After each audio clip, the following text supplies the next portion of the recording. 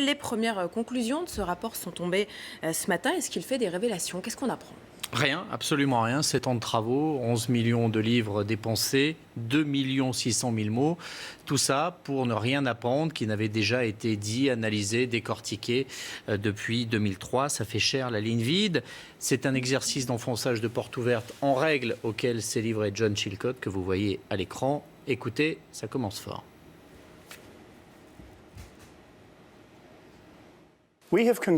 Nous avons conclu que le Royaume-Uni avait décidé de se joindre à l'invasion de l'Irak avant que toutes les alternatives pacifiques pour obtenir le désarmement ne soient épuisées.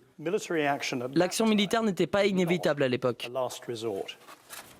Il fallait au moins un rapport pour apprendre ça, pour se rendre compte que dès 2003, l'option militaire n'était pas la seule. Donc, et oui, Chirac, Villepin n'étaient pas tombés sur la tête, les Français n'étaient pas sous Tranxène, ces millions de personnes qui ont défilé dans le monde pour dire non à la guerre en Irak n'avaient pas tort, ça n'était pas tous des lâches. Ce que disait la presse sur cette enquête et ces enquêteurs qui sillonnaient l'Irak sans rien trouver était donc fondé. En effet, il suffisait peut-être simplement de lire le journal pour en arriver à la conclusion 13 ans plus tard, comme vient de le faire John Chilcot. Mais ça n'est qu'un apéritif. Continuez, on n'est pas déçus.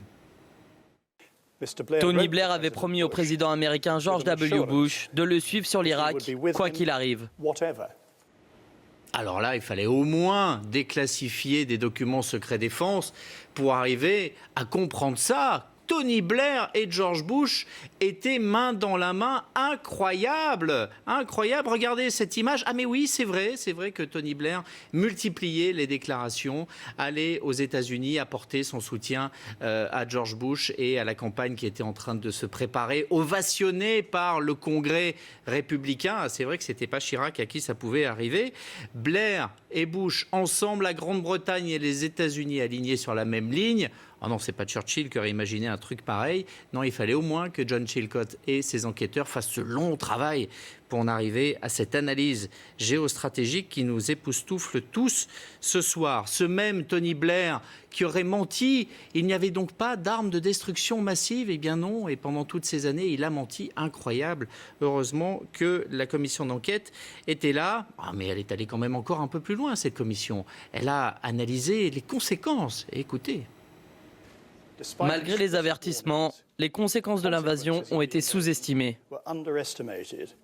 La planification et les préparatifs pour l'Irak, après Saddam, étaient complètement inadéquats.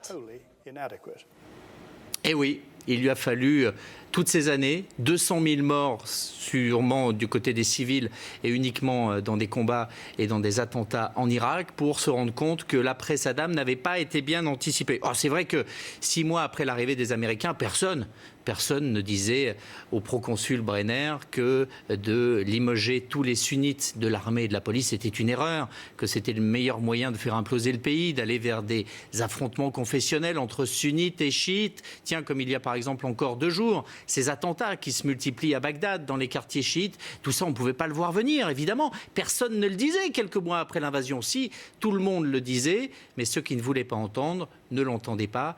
Et le drame que vit l'Irak aujourd'hui, eh bien, ce sont ces hommes-là, Blair, Bush et consorts, on passe sur Berlusconi, qui en sont directement responsables. Et il ne fallait pas être grand clair pour pouvoir analyser cette région. La diplomatie française l'avait faite, une partie de la diplomatie américaine aussi, mais elle avait été tenue à l'écart par la Maison-Blanche en disant ne jouez pas à la carte confessionnelle dans ce pays-là, ça va allumer un baril de poudre, on le voit, mais évidemment, là encore, il fallait qu'il y ait ce rapport Chilcot pour qu'on puisse s'en rendre compte. On a envie parfois de rire en entendant autant d'âneries dans une même journée énoncées par un vénérable membre du Parlement, mais on n'y arrive pas, parce qu'il y a quand même 179 soldats britanniques qui sont morts en Irak et des milliers d'autres qui sont revenus amputés ou traumatisés de guerre. On se dit que les 11 millions de livres qui ont été dépensés auraient pu être donnés aux familles, ça aurait été sans doute plus utile, parce que pour le reste, pour le travail d'enquête, la BBC avait fait le boulot et déjà depuis bien longtemps.